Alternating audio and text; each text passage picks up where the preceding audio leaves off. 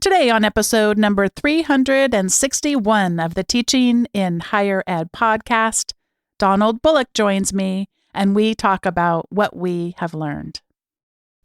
Produced by Innovate Learning, maximizing human potential.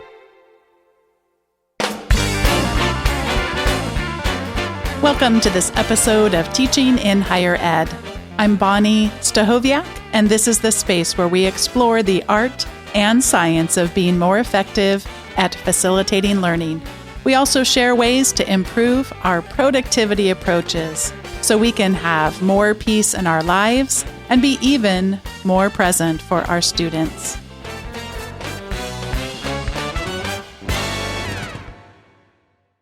On today's episode, Donald Bullock is joining me. He's actually already here, and I'm going to tell you a little bit about Donald and then welcome him into the conversation.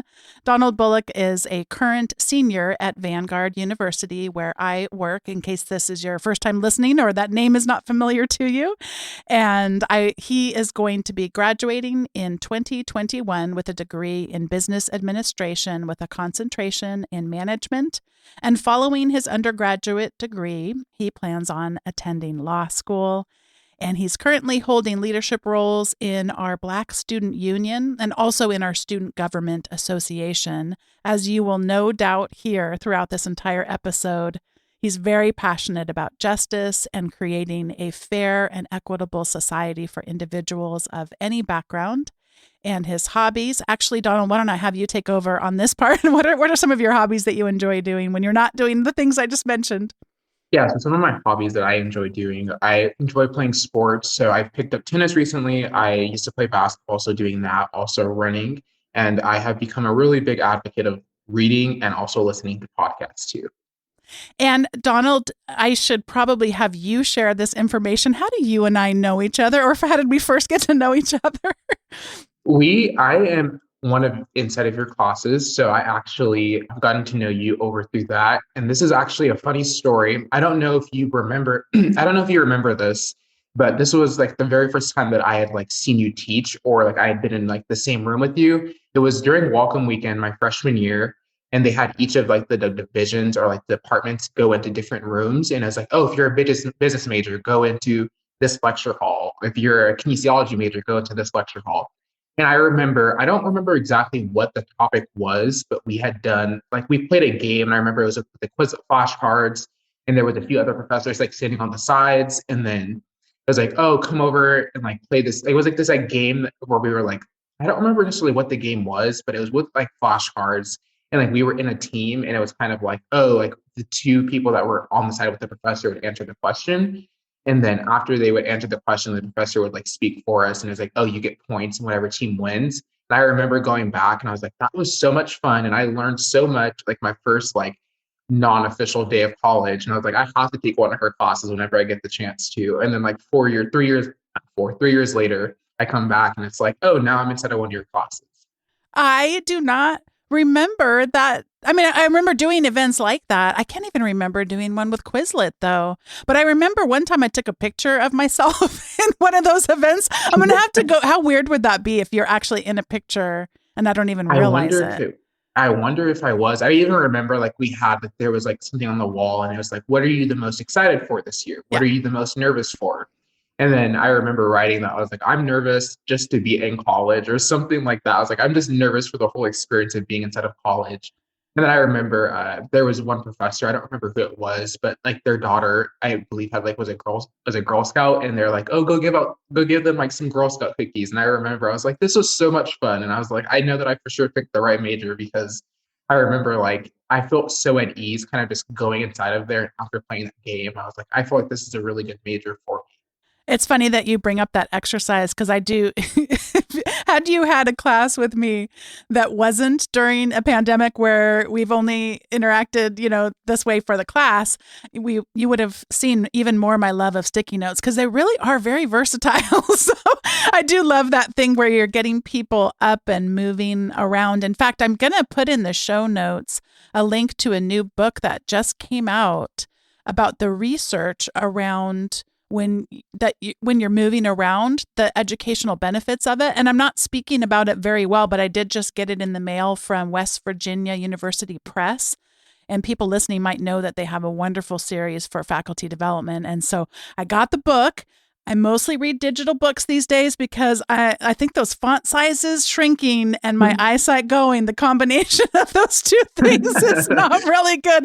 But I do love getting just to be able to hold it in my hand, even if I can't actually make it all the way through a book that way anymore. But yeah, anyway, I'll put a link to that in the show notes. But I didn't remember that story. I'm so glad to know that. It's fun to know the ways in which we as faculty, even in those small ways, can help people feel more comfortable in a new environment. And I know both you and I know about these kinds of memes, but just for people listening, in case you're not familiar, there's at least I find it funny. There's a very funny meme that goes around a lot, and it usually has two photos on it. And so there'll be a photo that says, this is how it started, and then there'll be some photograph that represents that, and then this is how it's going. And of course, a lot of them, and I know you know this, Donald, that a lot of them are related to the pandemic. And I've seen people do that with their hair that just is growing out of, out of their usual style and all of this. So I wanted to ask you the question, if you could visualize for us, what would your picture look like for your college experience, how it started, and then how things are going? But actually, even before we do that, Donald, let me back up just a second. You made one of these that I thought was really, really funny. So would you just share with us the one that you made and then tell us your college one after that? Yeah, so it had been 2 months ago, and I was working on a paper that I was really struggling with coming up with any content for it. Like I had a very specific rubric, but I just did not know what I wanted to talk about. So like you have like the simple MLA format, which would be like your name, the professor's name, like the date or the class, and then the date and like the title of it. So I started out with like my name and all the MLA format rubric, which was how it started. And I took a picture of how it's going, and it was the exact same blank page of the exact same blank page of information that I was working on. It had been about 2 hours since I had first started that. And so I sent that to a couple of my friends because I thought that was like a really good representation of like how I was struggling with like that assignment. So I thought that was pretty funny that I had made that one. And I think for me, how I would have said how it started and how it's going for like my college is, I don't know if you have seen that meme where it like starts out with a guy and he kind of has like a drawn back face, and then and then he goes into like terms of like blinking, like he's kind of like shocked at like what happened, and then he'll like kind of open his eyes back up again. I would say that's kind of how I feel for college, because I feel like I just started and kind of was like easing my way through it and kind of like trying to get my footing, and then turn around and then I'm graduating in December. So I felt like by the time I blinked, college is already over with. So and like it went by really fast. And like I was even sharing the other day with one of my friends, I was like thinking about like back stuff from just even last semester. And I was like, I feel like that just happened like the other day. And it's like, no, some of that stuff happened like back last August, which was almost a year ago. So I feel like for me, like my how it started, how it's going is like you're coming in and you're kind of shocked by everything, you blink and then it's over with. So that's how I probably would describe like my how it started and how it's going for college. What do you remember about the early days of college? Yeah, so I remember coming into college, and you're always told when you're in high school is that you never get study guides in college. You'll never, like, the professors won't help you with anything. It's very lecture heavy. Like you have to write out like 30 pages of notes and kind of just like all of that stuff where it's like there is no grace for anything in college. Like you're strictly on your own. So I came in kind of with the fear of just like, oh wow, like I'm not even sure like how I'm gonna be able to do that. I was like, I can barely keep up with 3 slides in high school. So I was like, I don't know how I'm gonna do this in college because I write kind of slow. So I remember I came onto campus like my first day, and then it was a really kind of busy day because I was like having trouble getting from class to class.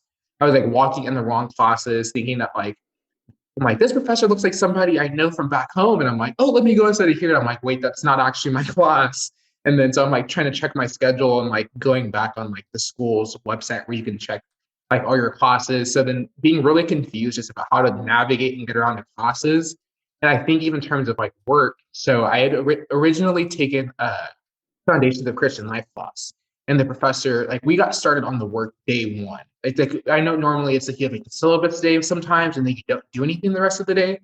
But like all my classes I had on that first Monday, we didn't do anything. We just had a syllabus day and they kind of released you really early. So I was like, oh, I'm like, this will be such an easy week to get into college. I'll be able to get my footing. And I also was an athlete too at that time. So I was like, yeah, this would be a really easy transition. And then so we get to this class, and then he's like, do you guys have your textbooks? And then half the class said no. Thankfully, I had mine. And he goes, okay, we're going to read pages 1 through 75, which is chapters 1 through 4. See you guys Thursday. And I go, I don't remember the last time that I've read 75 pages for a class. So then I was freaking out because I like went home and told like my dad and my mom. I was like, I don't know if this college thing is for me. They're moving way too fast. I said I have to read 75 pages. So I was just like really nervous in terms of doing that. And then I come to class on Thursday and then he just recapped everything that was out of the book. So I was like, what? I like crammed all that reading. We just went over the same thing instead of class. So it was a little bit weird because like I hit the ground running right away.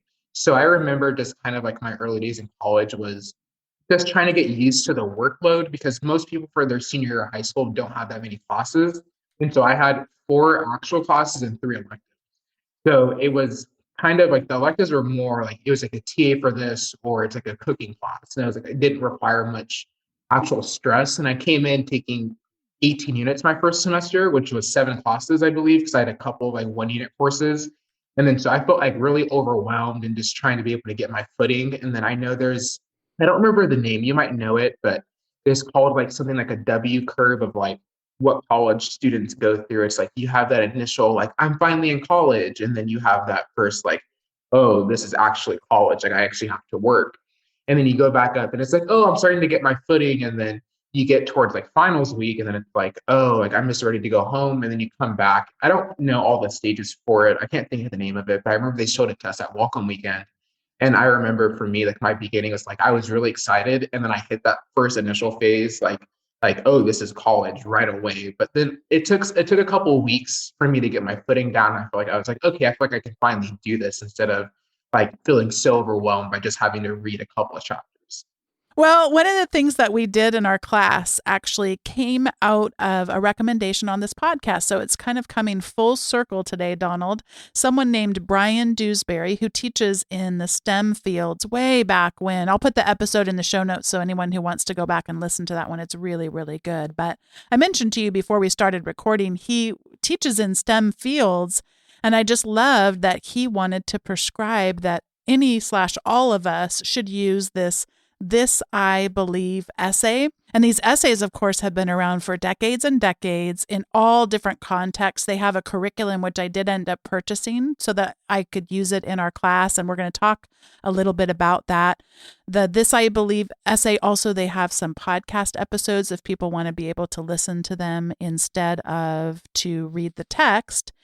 And they also have advice for people who are going to write one, how to write it, and then also advice for peer reviews and things like that. So let's start off talking about what do you remember when you first, I'm assuming maybe I was the first person to ever tell you about these, Donald. Is that true that I was the first person?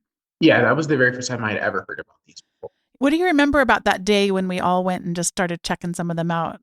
I remember when we were going to the website, there was, I don't even know how many topics there were, but I remember there was a lot of topics. So I was just curious. I was like, I wanted to see, like, I went and created like new tabs for each one of the things. So if it was like justice, I'm going to click on this. If it was for equality, I'll click on this. If it was for happiness, I'll click on this.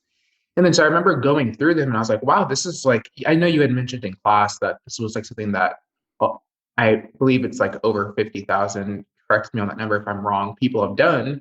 And I was like amazed that like there was so many good ones. And I remember like going through this and I was like, I don't know if I can even write something that's nearly as this good as some of the people that they've created.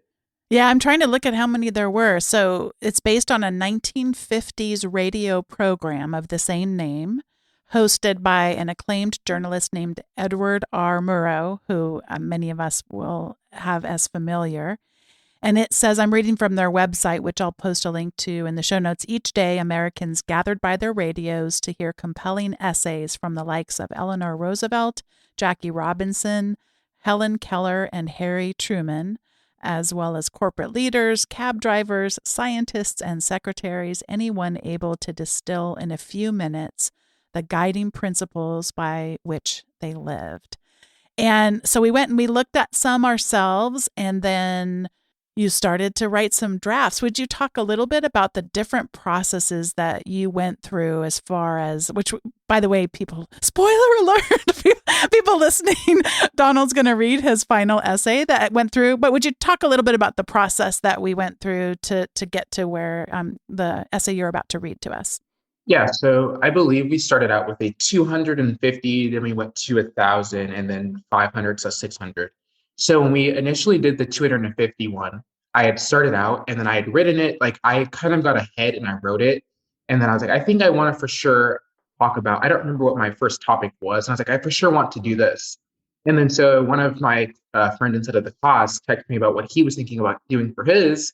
And then I was like, that's a really good topic. And I was like, you should do that one. And then I went back and like, he was like, oh, like, how did yours turn out? And I was like, it's good. But I was like, I don't know if I'm gonna be able to write 500 words about it yet because I feel like I could go on about this forever. So I was like, I don't know if I can really condense this.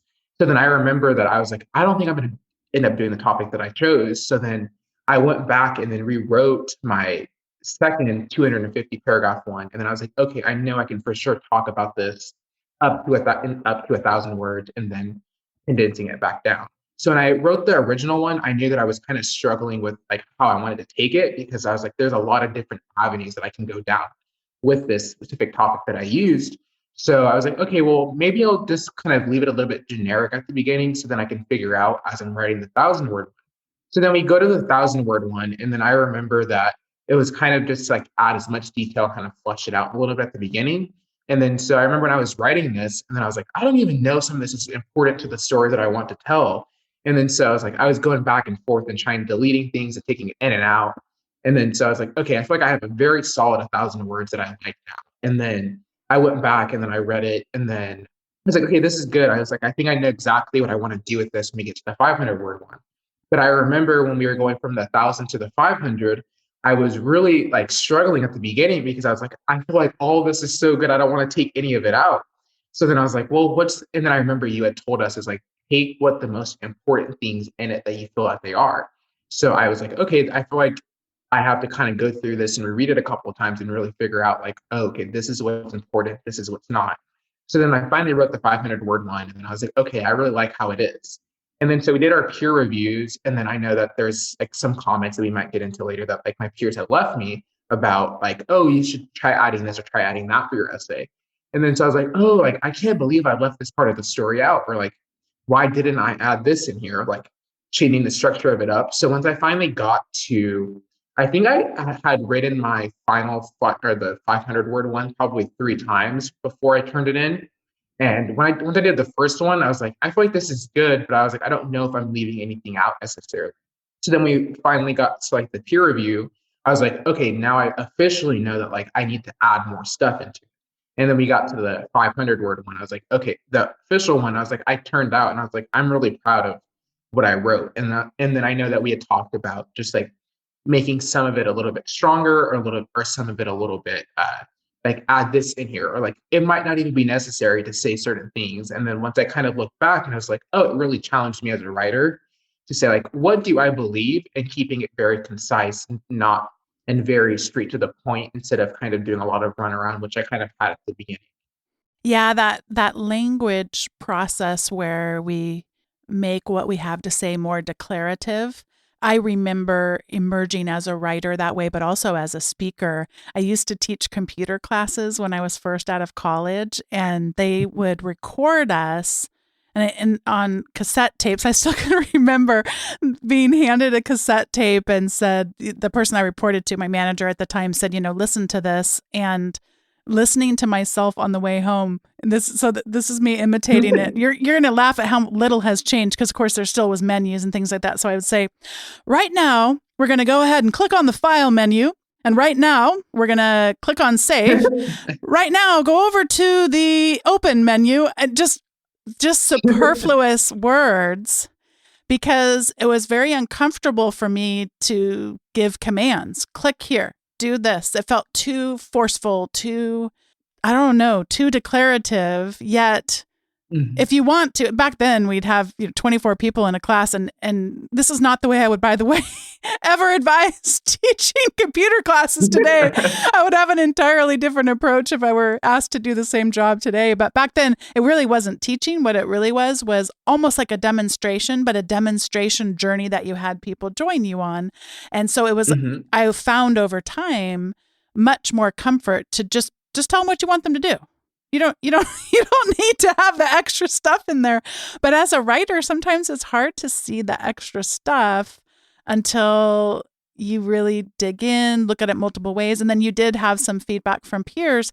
And then the other thing that they recommended that we do is read them aloud. I don't know if you tried that. I promise you won't hurt my feelings if you say no. But if you did read it aloud, was it helpful to you, or is that not something you found the time to do? I'm actually an auditory learner, so I actually have to read a lot of stuff aloud for me because it won't click. And that's why I feel like for some classes, when we have open discussions, where it feels more like a conversation rather than just someone lecturing at me, I learn so much better. It's like I can even look back to like when I was in elementary and like middle school. So I had a whiteboard inside of my room, and then whenever I was like studying for a test, I'd always write down all the information on the board and just like say it out loud and teach it to myself again. So once I read this aloud, and then I'm even seeing like in full honesty, I was like, I feel like I'm a great writer, so I don't really need to proofread any of my stuff. And then I go back and read it aloud, and I'm like, oh, I can't even get through this sentence because it's kind of choppy. And then reading it aloud kind of helped me see, like, oh, maybe this could be worded a little bit differently, or maybe this could be changed up in a sense where it made me like look at it from like another perspective, not just from me saying it inside my head. Or if I'm like 400 words in, and then I realized, oh, I'm getting kind of tired, and if I'm writing it late at night or at a time where my brain isn't necessarily the freshest, and then I go, okay, now that I've kind of went back and reread it, especially hearing myself say it, then I realize like, oh, I probably should change up some of this. Well, speaking of this, would you share your This I Believe essay with us? Yes. All right, so I will go ahead and get started. My heart and passion for justice started at a very young age. After moving back down from Northern California, reunited with my family, all seemed normal in the world again. That was until I learned about injustice when I was just 9 years old. My cousin John, who is significantly older than most of my cousins, John was starting to get his life together. On a Friday night, he decided it would not be a bad idea to go to a party with a group of friends he had known for a long time. John did not know that this party was going to change his life forever. Things began to get contentious, and people who were not a part of the friend group also came to the party to cause trouble. As things began to get out of control, word spread that someone at the party had a gun. As my cousin was getting ready to leave and grabbed his coat, the police showed up. My cousin found out that the gun had been placed inside of his coat without him knowing. He pleaded with the police that the gun was not his. His friends did not speak up when the time came, knowing that someone had to take the blame for the gun and the threats as well. Dr. King said, injustice anywhere is a threat to justice everywhere. To be silent about injustice is to be complicit in injustice. When we see things that are not right, we have a moral obligation to speak up about these issues. While we may have fallen short of this at times, we can strive for a just society. John then went on to spend 3 years of his life in jail, but that was not the end of the story. While my cousin John was in jail, news came out that he was wrongfully convicted for gun possession and threatening individuals. Once the news came out, he was then released from jail. My family did not believe it was John in the first place, so finding out this news was very tough for all of us. Seeing that his life would be changed forever showed me that injustice can happen to anyone at any time. At a young age, this was my first real sense of injustice happening.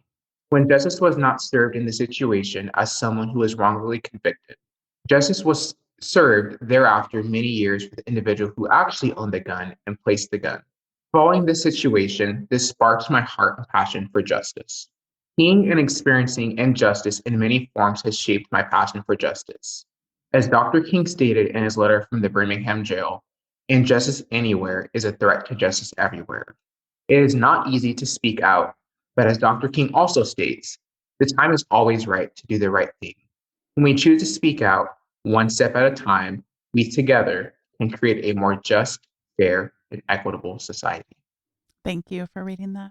Thank you. When you think about that essay, to me, it's so emblematic of who you are and also who you are becoming. And I would love to have you share a little bit about what that was like to share it with our class and to get both the feedback along the way, but also when you didn't have to read this with the class, but you decided that you wanted to read it. Would you share a little bit about that day when everyone was sharing their essays and just what that was like for you? Yeah, so this was probably one of the first times that I've actually shared this story out in public with more than, I mean, our entire class had heard it for those who were there for the synchronous class.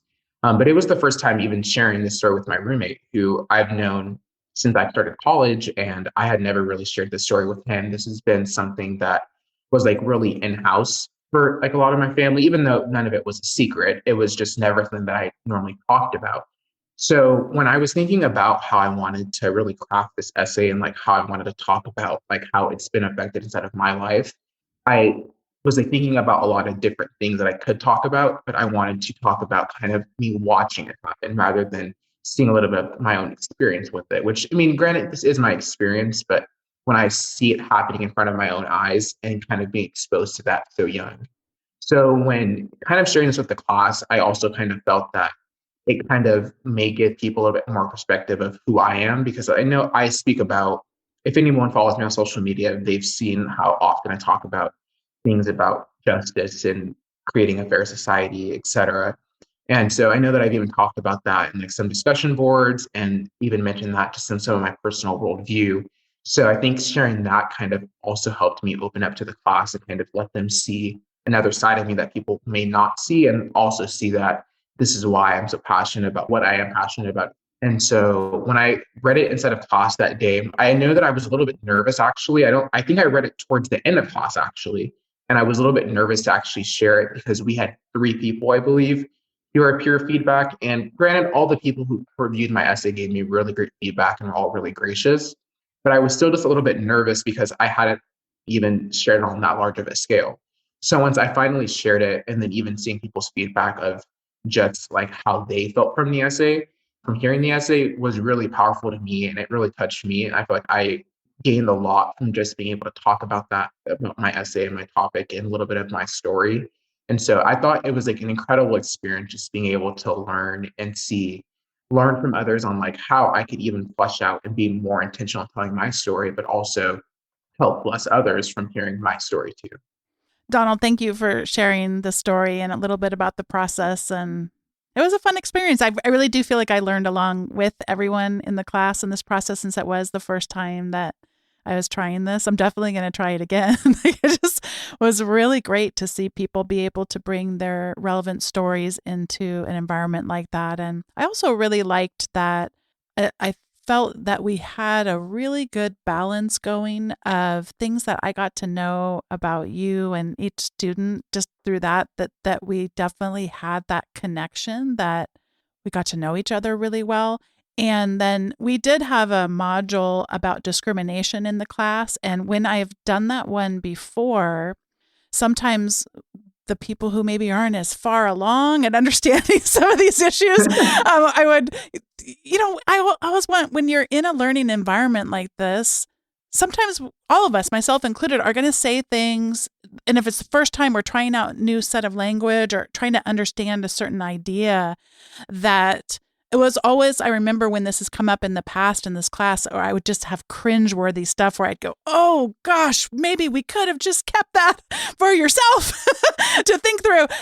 This time, and again, every time you do this, it's a different group of people and all of this. But this time I felt like some of the people trying on new language and new ideas, that could happen a little bit more one-on-one. But that we also it felt to me safe enough that we could have the harder conversations. It's hard to explain. Only, I mean, I know I've told you the stories before when I've taught it, because it's just, oh my goodness gracious, is things that, just wow. But one specific thing that I recall. So this idea, it's a flashcard, by the way, in our discrimination set of flashcards in Quizlet. You probably remember one of them talking about color blindness. Yes. And I felt like in the past when I had taught this class, I don't even know if that came up, but I felt like this time explaining to people, because it came out when we were talking about microaggressions and then different types of microaggressions.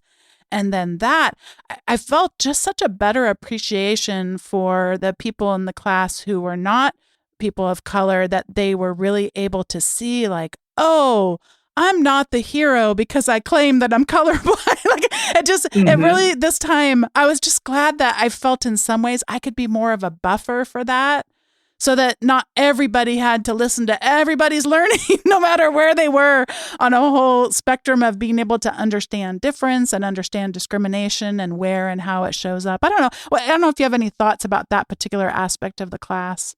Yeah, I thought it was really like conducive to like a lot of our learning where there was like a good like mediation and there was a good like appreciation for talking about the topic. And there was, like you were saying, that we didn't have to kind of have where some people were a little bit like seeing like how far along, like you were saying, like some people were. So I thought it was like I really enjoyed kind of going through that. And it's like it always is a little bit eerie to me when we have these discussions because I know there might be like some cringeworthy stuff that's going on. And I'm really terrible at facial expression. So it's like what it might happen is like I might not be able to keep a straight face, and it might be a frown, or like even if it's just like so crazy to me, it might be a laugh sometimes. But like I was really glad that the conversations progressed the way that they did. And I would hope that everyone was like really receptive to like what we were talking about. But from like what I could tell, even when we talked about like on the last day, it's like what is some stuff that like brought you life when we're doing the examen, stuff that took away. And I like some of the stuff that people were saying was that how we realized that some of the stuff is so prevalent, and they were happy that we had like a safe environment to talk about it. And I thought it was like really cool for me that we were able to have such a safe environment where we were able to talk about a whole range of issues from like microaggressions to like racial color blindness too. Yeah. Well, Donald, I'm so glad that we got to have this first part of the conversation. I'm going to spend just a moment talking about today's sponsor, but then we're going to get to the recommendation segment. So today's sponsor, I just want to take a moment to thank them. It is SaneBox. I've talked about them many times on the show before. Before they were a sponsor, they were a service that Dave, my husband, and I subscribe to that helps us keep our inboxes sane. And one of the ways it does that is by reading the headers of your email through their artificial intelligence and sorting them in really smart ways to folders like read later or newsletters, really obvious things that you don't need to read the newsletter right when it comes in, and it's better to group those things together and process them, and they're not as urgent. And so SaneBox helps you do that. You also can train it if it doesn't sort things, which 99.9% of the time it sorts it really well for me. But if it ever didn't, I can just drag an email from where it went to where it belongs. So if it sorted it into one of those later folders, I could just drag it back into the inbox and it'll remember it from that day forward. Or if it, vice versa, if it went into the inbox, but actually I want it to go into one of those deferred inboxes, I can just sort it that way. And then also you can even have it where if you email someone and say you're expecting to get a reply back within 3 days and you want it to come back, pop up into your attention again, you can just blind carbon copy the SaneBox special email and it'll remind you of that. So it's got all kinds of ways to help us manage our email. I highly recommend it. And they're also a sponsor of today's episode. So if you head on over to sanebox.com/TI as in teaching in HE as in higher ed, sanebox.com/TIHE. You can get a free trial over there and also a discount on your annual subscription should you choose to subscribe. And they tell us we have really high subscribers because a lot of people, once they try it, they realize how much time it's going to save them. And again, thanks to SaneBox for sponsoring today's episode. And now, Donald, we get to the recommendations part of today's episode. And I just have a quick one. I'm not familiar with this site, as in it's not one that I have visited a lot, but it's called Writing Explained. And it looks at different types of, it's got a whole huge listing of AP styles for different words. And so the one that I came across that I want to recommend today is for disabled, handicapped. And so I'm just going to read a tiny bit of this one for everyone to give you a flavor of the kinds of recommendations that it makes. So I'm reading now from writingexplained.org. about their entry for AP style disabled, handicapped. In general, do not describe someone as, quote, disabled or, quote, handicapped unless it is clearly relevant to the story. If a description must be used, try to be specific. For example, an advertisement featuring Michael J. Fox swaying noticeably from the effects of Parkinson's disease drew national attention. You should avoid descriptions that connote pity, such as, quote, afflicted with or, quote, suffers from. Instead, use has. For example, correct, Michael J. Fox has Parkinson's disease. Wrong, Michael J. Fox suffers from Parkinson's disease. And it goes on to explain some other terminology that we should not use in our writing. And I mentioned that I was not familiar with this website prior to coming across this, but I have a feeling I'm going to be coming back here a lot because there are a lot of ways that I suspect I can become better as a writer and more respectful of different populations and that kind of thing. So I'd recommend that people head on over for that particular entry. And I suspect I might even be recommending more entries in the future. And Donald, now I'm going to pass it over to you for your recommendation. Yes. So as I mentioned at the very beginning of the podcast, some of my new hobbies that I picked up. So we had I'm just looking at it on Amazon right now, actually, and I purchased this last March, so 2020. So this is right at the very beginning of the pandemic when we were still going through the stores and ravaging toilet paper and stuff like that.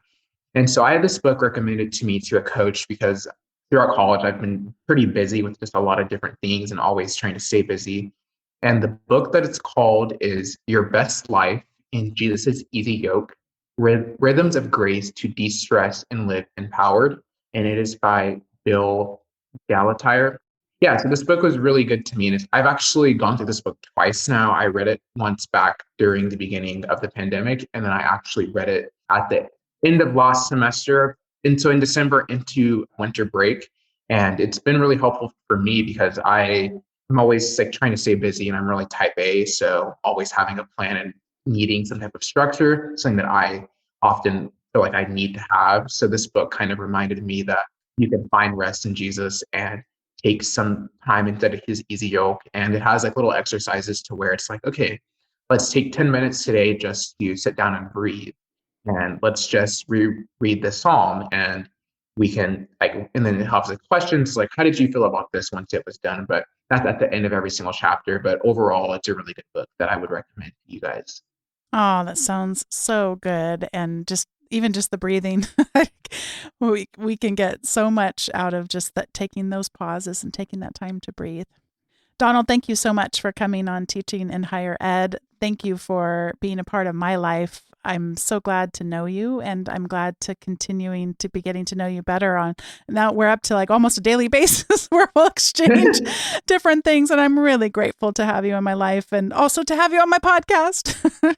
Yeah, thank you for having me. I was so excited when you asked me to do this, and I was it was an absolute yes. And I'm so thankful to have been inside your class this semester, and it was such a perfect timing to have your class at the time of my life. So I'm really glad that we've been able to get to know each other a little bit better over the time of this semester. And I'm really thankful to have the opportunity to be on your podcast today.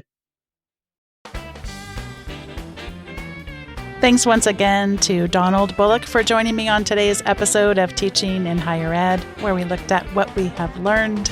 And thanks to all of you for listening. If you've been listening for a while and you've yet to subscribe to my weekly Teaching in Higher Ed updates, I encourage you to head on over to teachinginhighered.com/subscribe. You'll get an email just once a week from me with the latest show notes from the episode and also with other resources, quotable words, and all that good stuff. So head on over to teachinginhighered.com/subscribe. And thanks so much for listening, and I'll see you next time on Teaching in Higher Ed.